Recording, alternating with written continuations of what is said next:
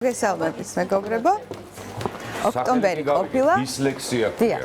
ოქტომბერი ყოფილა დისლექსიის თვე და ამიტომ მე ოქტომბერს ისე ვერ გავუშვებდი ამ თემაზე რომ არ გველაპარაკე, იმიტომ რომ ძალიან საჭირო და მნიშვნელოვანი საკითხი. დისლექსია რეალურად არის კითხვის უნარის დარღვევა. ეს არ არის არც დიაგნოზი, ეს არ არის არც დაავადება, ეს არ არის არც სიზარმაცე, არც დაუდევრობა. ეს არის კონცენტრაციის, ხო, გაფართოებული კონცენტრირდება. ხო, აი, ნახეთ, მარტივად რომ ავხსნათ, ტვინი მუშაობს ცოტა განსხვავებულად, ისე რომ უჭირს ტრადიციული მეთოდებით ასოების გამოცნობა. ამიტომ ასეთ დროს, როდესაც ასოების გამოცნობა უჭირს ბავშვს, უჭირს წაკითხვაც, უჭირს შინაარსის გამოტანა წაკითხულიდან და რატომ? იმიტომ რომ ძირითადად მისი ენერგია იხარჯება იმაზე, როგორ გამოიცნოს ასო. და როდესაც ჩავა სიტყვის ბოლოში, უკვე ვეღარ ხვდება რომელი ასოა. აი აქ ესეთი კარგი ილუსტრაცია ზანდა ჩეჩელაშვილის არაჩვეულებრივი წიგნია მე ვარ, სადაც პირდაპირ დისლექსიის მქონე, ADHD-ის მქონე ბავშვის თვალით დანახული არის სამყარო და კარგად გვაჩვენებს სიტყვით ამ წიგნს ცოტა ხანში კიდევ დაუბრუნდებით. აი ნახეთ, აი გაკვეთილზე რომ ზის ბავშვი, ყველა იმას ხედავს, რასაც მეო ფიქრობს და აი ძალიან უჭირს და ესეთი დარღვევებით წერია თითქოს დაფაზე, ხო? და მასწავლებელი რომ ამბობს, აბა, ვინ წაიკითხავს, გული უწუხს ადამიანს, იმიტომ რომ ვაიმე შეიძლება ისეთი რაღაცა წავიკითხო, რომელიც თვათ სიმართლეს არ შეესაბამება, ან რაღაც გაუგებრობა, ხო?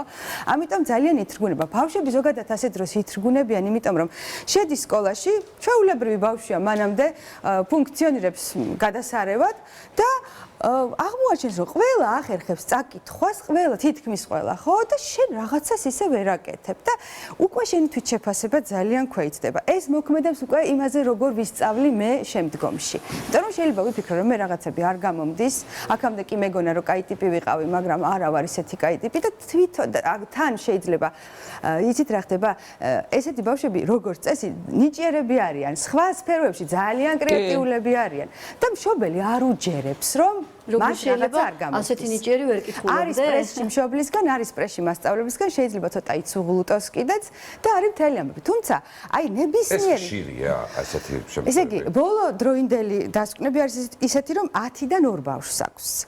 ჩვენ დროსაც ძალიან საქართველოს მონაცემია თუ მსოფლიოსი? მსოფლიოს მონაცემია. საქართველოში შესამჩნევია? შესამჩნევია. კი, ბოლო პერიოდში შესამჩნევი ის არის, რომ მოიმატა ამან. შეიძლება იმიტომაც მოიმატა, რომ უკვე სახელი დაერქვა და ყურადღებას უფრო მეტად ვაქცევთ. მაგრამ რომ გავიხსენოთ, ჩვენს კლასშიც ერთი ბავშვი მაინც ყოველთვის იყო ისეთი, რომელიც არ იყო კარგი მოსწავლე და უჭირდა კითხვა. და შეიძლება ეს რომ ცოდნოდათ მის მშობლებს, რომ ამას კონკრეტული რაღაცა დახმარება ჭირდება, შეიძლება ბევრად უფრო კარგი მოსწავლეც ყოფილიყო და უფრო წარმატებულიც ყოფილიყო იმ სკოლის პერიოდში. თუმცა ძალიან ბევრი გენიოსისთვის დისლექსიას ხელი არ შეუშლია და მე აქ ვერ შემიძლია ისეთი ხალხი მოვიყვანო, რომ მოგინდებათ, რომ დისლექსიკები იყო ეს თემა და ნატალი პორტმანის ვიდეოები ქონდა გამოყენებული, რომელიც ეს მარტო ბავშვობის პერიოდია თუ მერეც გრძელდება ეს სუბიექტი. ნატალი პორტმანი დღემდე ისწავლო ურთიერთობა, უნდა დაისწავლო როგორ გამოიცნო ეს ასოები. უბრალოდ ცოტათი შენელებული მაინც არის შენი დამოკიდებულება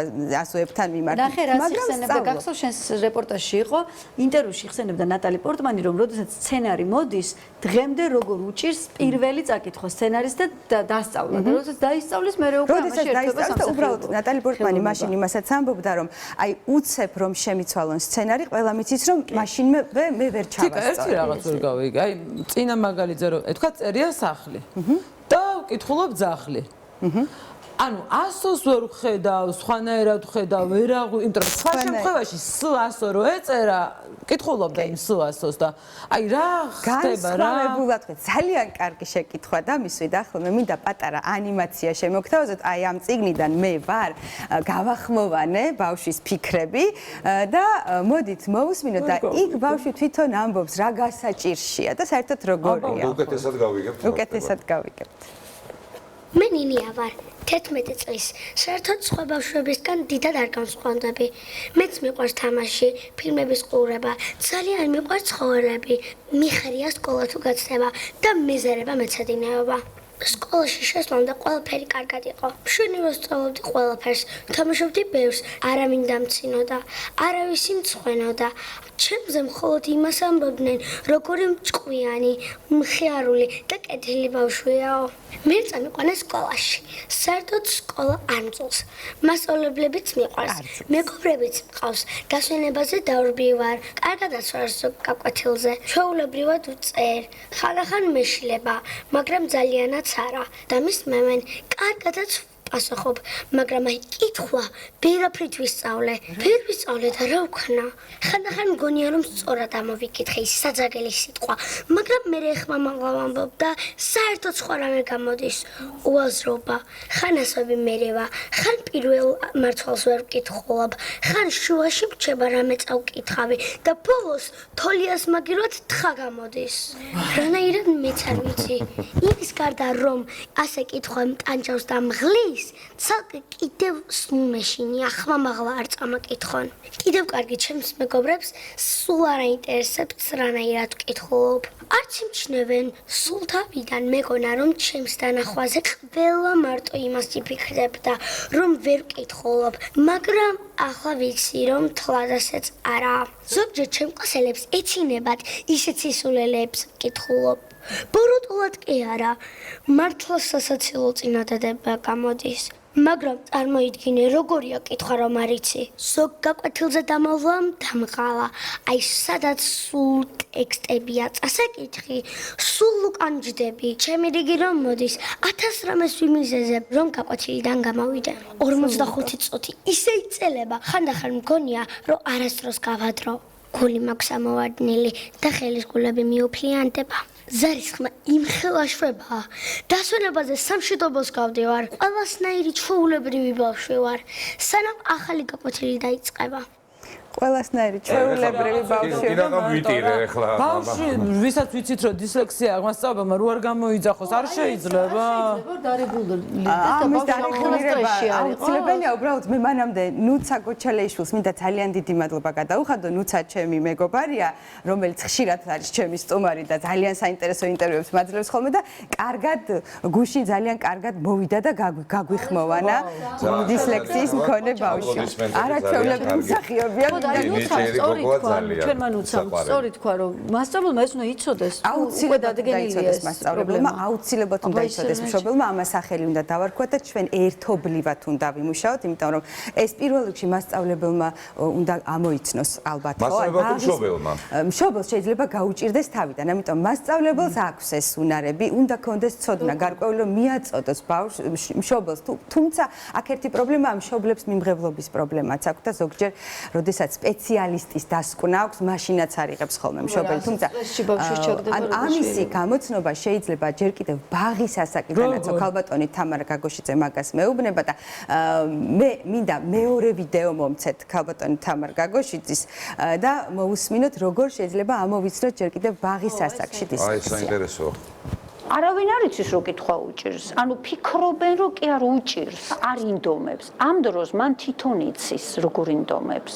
ეს არის ძალიან მონდომებული ადამიანი, მაგრამ არ გამოსდეს. თავს კი არ იმართლებს, უბრალოდ მიდის სიტუაციიდან. პატარაა. და ყველაზე ადვილი, როცა ფოთვა გაქვს და თან კიდე იარლიყებს გაწებებენ, ყველაზე ადვილია რომ უბრალოდ ამ სიტუაციები თავიდან აირიდო. სახლში არ იმეცადიდო, წიგნს რო დაინახავ ტერილი დაიწყო. სკოლაში როგორც კი იწყება ესე კითხვის სიტუაცია, ატეხო ერთი ამბავი და მასწავლებელმა გაგაგდოს კლასიდან ან მშობელი გამოიძახოს. ეს არის ჩვეულებრივი ამბავი. ამიტომ არის მნიშვნელოვანი უკვე სკოლაშიც დაგვიანებულია აღმოჩენა. ჩვენ უნდა აღმოვაჩინოთ რისკის მქონე ბავშვები საბავშვო ბაღში. საბავშვო ბაღში ჩვენი თვითმიზანი არ არის ბავშვისთვის წერა-კითხვის სწავლება, რასაც ჩვენ ვაკეთებთ მოსამზადებელ ჯგუფებში. ეს არის წერა-კითხვისთვის მოსამზადებელი წინა უნარების განვითარება. იქნება ეს ფონოლოგია, იქნება ეს ვიზუალური სივრცეთი გარჩევა, იქნება ეს მუშამეხსიერება, ეს არავის არ აინტერესებს. ამ წერა-კითხვის უკან რა დგას. და სწორედ საბავშვო ბაღის მასწავლებლები და აღმსდელებელი უნდა გავანათლოთ ამ მიმართულებით, რომ მათ ყურადღება მიაქციონ იმას, რომ ბავშვი თუ ვერ იგებს რითმს, თუ კარგად ვერ ახერხებს დაუშვათ წინადადებაში სიტყვების გამოყოფას, თუ არ შეუძლია ცალ-ცალკე ბგერების ერთ სიტყვად გაერთიანება, ეს არის უკვე პრობლემა. და ძალიან ადვილია სკოლამდელ ასაკში ამის პრევენცია. რამდენი ენერგია იზუგება უკვე სკოლაში, ბავშვისთვის შეფასება იზუგება სკოლაში და სპეციალური განათლების ხარჯები. რას ვაძლევთ და უნარებს ვარჯიშებთ, რასაც ქვია ფონოლოგიური უნარები. ეს არის ბგერების გარჩევის და მათი კომბინაციების გარჩევის უნარი ადამიანის, რომელიც მას ეხმარება მერე სიმბოლოების ამოკითხვაში. რა არის კითხვა? დეკოდირება, ხო? უნდა სიმბოლო დავაკავშირო ასოს. ვერ ვაკავშირებ, მიჭირს ძალიან. და თუ ვაკავშირებ, არ მესმის სიტყვა. ამიტომ კითხულობ ასო. და ერთიანად ვერ ვაერთიანებ და თუ თქვენ მანამდე მე ვავარჯიშებთ ბგერების სიტყვაში გაერთიანებას, სიტყვაში ბგერების გამოყოფას, აი გარგარის პირველი ასო რა არის, რ ასო არის თუ არა სიტყვა გარგარში. თუ ტაშდამაკვრევინებთ 5 სიტყვაზე, აბა რამდენი სიტყვა გესმის წინადადებაში და ასე შემდეგ. აი ესეთი ვარჯიშებით და თამაშებით, რომელიც არის ძალიან სახალისო ბავშვებისთვის, ჩვენ შეგვიძლია ბავშვის ყური და ტვინი პირველ რიგში, ეს არ არის ყური, ეს არის ტვინი მოვამზადოთ იმისთვის, რომ ის მიმღები იყოს, ამიტომ ასეთი სავარჯიშოები კითხვის მექანიზმისთვის მნიშვნელოვანი არის წამყვანი და გადამწყვეტი საბავშვო ბაღში. აი ძალიან მნიშვნელოვანი საბავშვო ბაღშივე აღმოჩნდეს, იმიტომ რომ ბევრად უფრო მარტივი იქნება ამაზე მუშაობა, მე როგორც ბავშვის მომზადება. ჩვენთან სტუდიაში სტუმრად იმყოფება თამთა გობრონიძე, რომელიც გახლავთ საქართველოს დისლექსიის ასოციაციის დამფუძნებელი და ძალიან დიდი და პირველი კონფერენცია ჩატარდა რამდენიმე დღის წინ საქართველოში. და თამთა, მოდი მოგვიყევით, რას საქმიანობს თქვენი ორგანიზაცია, რას ემსახურება და რამდენად გაქვთ წინსვლა? აი გითხარით წინა მოსვლაზე დაგვირთ რომ სიახლეებით აგიბრუნდებით თქო და მოვედი პირველად საქართველოში ჩავატარე მაისურები და მადლობა უთხრათ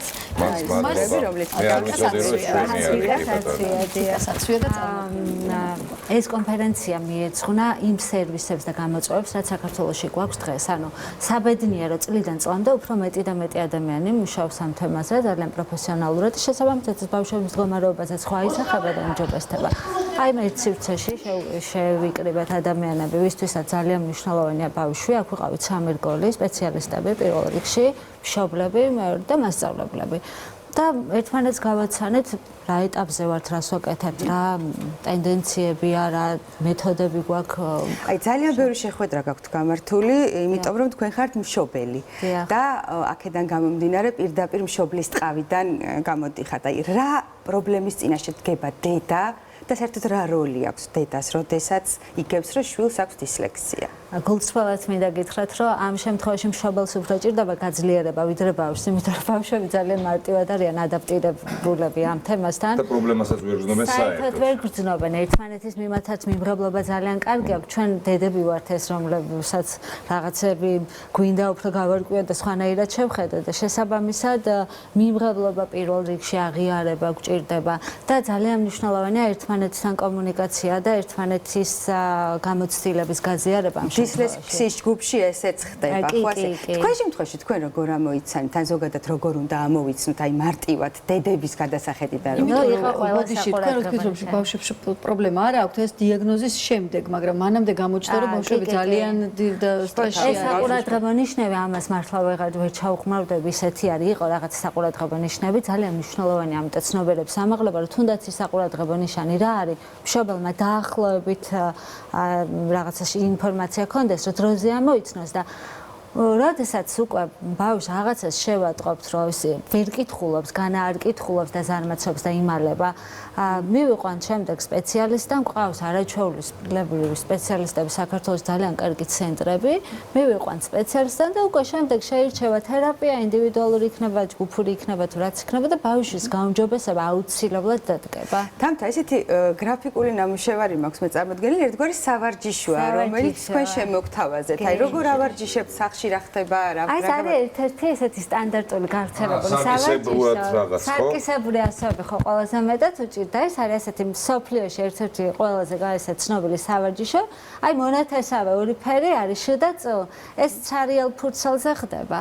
და რა ვიცი, შუები, შუ სადაც წერია ლურჯად ვაფერადებთ, სადაც წერია თქვათ იასამნისფრად ვაფერადებთ და შესაბამისად ეს სავარჯიშოები, ეს ტექნიკები არის საბედნიეროდ საქართველოში შემოდის, მუშაობს ხალხი, ვიღაცა თარგმნის, ვიღაცა თავისით ადგენს. ყავს ადამიანი, რომელიც თქვათ ევროპის დისლექსიის ასოციაციის წევრია მისი კომპანია. შესაბამისად მოდის ეს ინფორმაცია და ყოველწლიურად საერთოდ მუშაობა დისლექსიასთან როგორ ხდება? ინტენსიურია, უნდა მივიყვანოთ მე და სახლში რა სახის მხარდაჭერა, იქ სპეციალისტთან როგორია მხარდაჭერა? მე გეტყვით ერთ რამეს, ყველაზე მნიშვნელოვანი მხარდაჭერა არის სითბო, სიყვარული და თანადგომა. ეს რა თქმა უნდა. როდესაც გვერდით გიდგას ოჯახი, მეგობრები, სოციუმი, ძალიან მარტივად ამბობ, რომ რა ვიცი, დისლექსია მაქვს და საათს თუ ვერცნობ, შენი გვერდით მეგობარი როგორიც გეტყვის ამ მშვენივრად, რომელი საათია? საათს ვერ ცნობენ? შეიძლება ეგეც იყოს. მაგაც შეიძლება. ციფრებზე იგულისხმება თუ აი მრგვალი ციფერბლოკიროა? ხო. გაჩნია, ანუ სხვადასხვანაირია ვინდა. ანუ ესეც ინდივიდუალურია, ხო? ესეც ინდივიდუალურია. ეს ერთი რომ შენ ყავს ხარდამჭერი გარემო და მეორე თემა არის ეკოთერაპია. ერთმანეთს ეს არ გამორიცხავს. თერაპია უნდა იყოს სწორად შერჩეული. ბავშვს რა მოწონს, ინდივიდუალური მოწონს, ინდივიდუალურად მივიყვანთ, უკაცრავად, ჯგუფური მოწონს და ძალიან კარგი შედეგები აქვს, იმიტომ რომ ხედავენ, რომ მე ვერ ვკითხულობ, მაგრამ აგერ გოგო მიზის გვერდით, რომელიც ასევე ვერ კითხულობს, ძალიან ბედნიერები ვართ ორთავე ჩვენ სოციუმში, ძალიან კარგად მუშაობს ესეც და არც მთავარი არის, რომ ამოვიცნოთ, მივიყვანოთ და შემდეგ უკვე აუცილებლად აქვს. მშობლებიც ვსწავლობთ ხოლმე ტექნიკებს, ჩემ შემთხვევაში მაგალითად ამან ყველაზე მეტად გაამართლა. ძალიან დიდი მადლობა თამთა. კიდევ ვისაუბრებთ ოდესმე ამ თემაზე მე დარწმუნებული ვარ წარმატებულებს გისურვებთ ძალიან ბევრ კარგ საქმეს აკეთებ დისლექსიის ჯგუფი არსებობს Facebook-ში და შეგიძლიათ ამ ჯგუფს მიმართოთ და სხვათა შორის ზოგიერთმა კვლევამ აჩვენა რომ ბავშვებს რომლებსაც დისლექსია აქვთ ხშირად სისხლში ომეგა-3-ის ნაკლებობა აღენიშნება ასეთ დროს ჩართეს მათ რაციონში ომეგა-3-ის შემადგენელი EPA და DHA ცხიმოვანი მჟავები და ამან გააუმჯობესა კითხვის სიზუსტე მეხსიერება და რაც თავარია ფოკუსი და კონცენტრაცია გონებრივ განვითარებაზე და კონცენტრაციის გაუმჯობესებაზე ბევრს საუბრობთ ხოლმე, მაგრამ იშვიათად ვახსენებ, რომ იმ საკვებ ნივთიერებებს, რომლებსაც ძალიან დიდი გავლენა აქვს ტვინის გააქტიურებაზე. ამაში ხელს უწყობს მაგალითად DHA ცხიმოვანი მჟავა. კვლევებმა ისიც აჩვენა, რომ ამ ნივთიერების მიღებას აქვს ძალიან დიდი გავლენა თავის ტვინის ჩამოყალიბებაზე და დასწავლის უნარის გაუმჯობესებაზე, რადგან ეს ნივთიერება ყოფილა თავის ტვინის მთავარი სტრუქტურული საშენი მასალა. შესაბამისად, მისი საჭირო დოზით მიღება ბავშვებში გვეხმარება გონებრივი ფუნქციის სრულყოფილად ჩამოყალიბებაში, ზრდასრულებში კი დემენციის პრევენციაში. კიდევ ერთი მნიშვნელოვანი ფაქტორია, ზოგჯერ დისლექსიის მქონე ბავშვებს ახასიათებთ ყურადღების დეფიციტი და ADHD-ის მსგავსი სიმპტომებით. ომეგა-3 კი ცნობილია იმპულსური ქცევების და ყურადღებისა და კონცენტრაციის დარეგულირება მოწესრიგებაში. აქაც მთავარია სწორად შევარჩიოთ პროდუქტი და დოზა. ამის საუკეთესო მაგალითი წარმოდგენილი გვაქვს აქ, როგორც ხევადი, ასევე კაფსულირებული და საღეჭი ჟელიბონების სახით მიოლერი არის ნორვეგიული უკვე 171 წლის გამოცდილების მქონე კომპანია და მისი პროდუქტები ნომერ პირველია თვითონ ნორვეგიაშიც კი არ შეიცავს ხელოვნურ ომეგა-3-ს, მცენარეულ ზეთებს, გლუტენს, სოიოს, შაქარს და სხვა მავნე ნივთიერებებს და идеალური შემცველობა აქვს. მოკლედ შეგიძლიათ ანდოთ თქვენი შვილები და თქვენი ჯანმრთელობა მეოლერის მე კი გემშვიდობებით მომავალ. დიდი მადლობა.